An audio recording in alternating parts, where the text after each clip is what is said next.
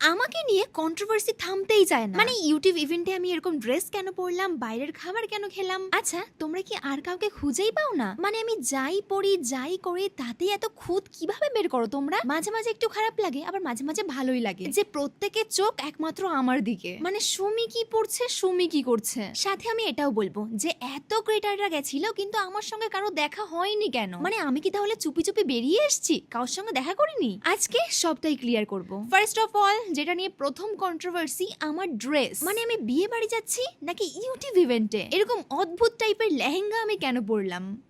বেশিরভাগ মানুষ তো আমায় একটা কথাই বলছিল যে সবাই ওয়েস্টার্ন ড্রেস পরছে, তুমি এরকম ড্রেস পরো না। আমি আর কি উত্তর দেব, তোমাদের কথাই আমার প্রশ্নের উত্তর রয়েছে। আরে এটাই তো রিজন যে সবাই ওয়েস্টার্ন ড্রেস পরছে। আর যদি আমিও ওয়েস্টার্ন ড্রেস পরি তাহলে তো সে সবার মতনই লাগবে। মানে আলাদা কিভাবে লাগবে ভাই? দেখো, সত্যি বলতে যেহেতু এক জায়গায় অনেক ক্রিয়েটাররা যাচ্ছে, আমি তো চেষ্টা করেছিলাম যাতে আমাকে একটু সবার থেকে অন্যরকম লাগে। যদি তোমাদের মনে হয় যে এটা বিয়ে বাড়ি লাগছে, কোনো ব্যাপার না। বছরে একবার ইউটিউব ইভেন্ট আসে, একটু তো সাজবো গুজবো, ভালো ড্রেস পরবো, এটা তো একদম নর্মাল। আর এটা আমার এত ভালো লেগেছে যে প্রত্যেক ক্রিয়েটাররা আসছে আর আমার কাছে বলছে আমাকে নাকি এত সুন্দর লাগছিল যে আমাকে দেখে মনে হচ্ছে যে আমি নাকি আজকের ইউটিউব ইভেন্টটা হোস্ট করছি। ভাই রে ভাই, আমি তো পুরো লজ্জা পাই যাচ্ছিলাম এত কমপ্লিমেন্ট পেয়ে। হ্যাঁ, আমি জানি যে অনেক মানুষ সেই সাথে স্বীকারই করবে না যে আমায় সুন্দর লাগছিল, কিন্তু আমি জানি, আমার ফ্যামিলি জানে যে সত্যি আজকে ভাই আমার ভালো লাগছিল। ভাই সেই মনে পড়ছে যে নার্সিং হোমে কয়েকদিন পড়েছিলাম, সেই বিচ্ছিরি মার্কা রাখছিল।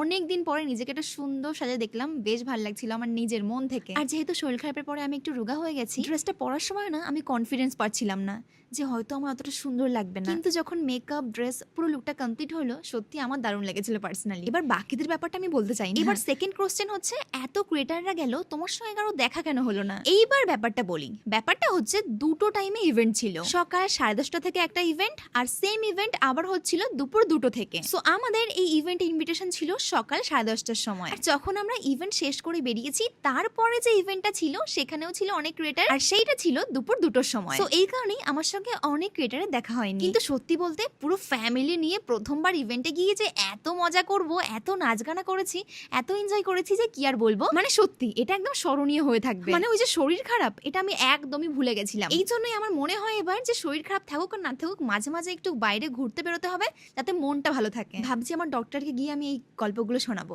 এন্ড এইবার ব্যাপারটা হচ্ছে, বাইরের খাবার তুমি খেলে কেন? তোমার না খাওয়া বারণ? ব্যাপারটা হচ্ছে আমার ডক্টর আমায় বলেছে যে কদিন তুমি চেকআপের মধ্যে আছো, বাইরের খাবার একটু ইগনোর করো। মানে এমনও নয় যে বাইরের খাবার ছোঁয়াও যাবে না, খাওয়াও যাবে না। আমি খেতে পারবো, কিন্তু একদমই অল্প। তো জবের থেকে আমার শরীর খারাপ হয়েছে, আমি একদিনও বাইরের খাবার খাইনি। আমার মায়ের রান্না একদম হালকা তেল মশলা দিয়ে রান্না করেছে, ওগুলোই আমি খেতাম। কিন্তু এখানে এসে অনেকদিন পর প্রথম খেলাম। যাই হোক, এবার তোমাদের মতামতটা আমায় অবশ্যই জানিও।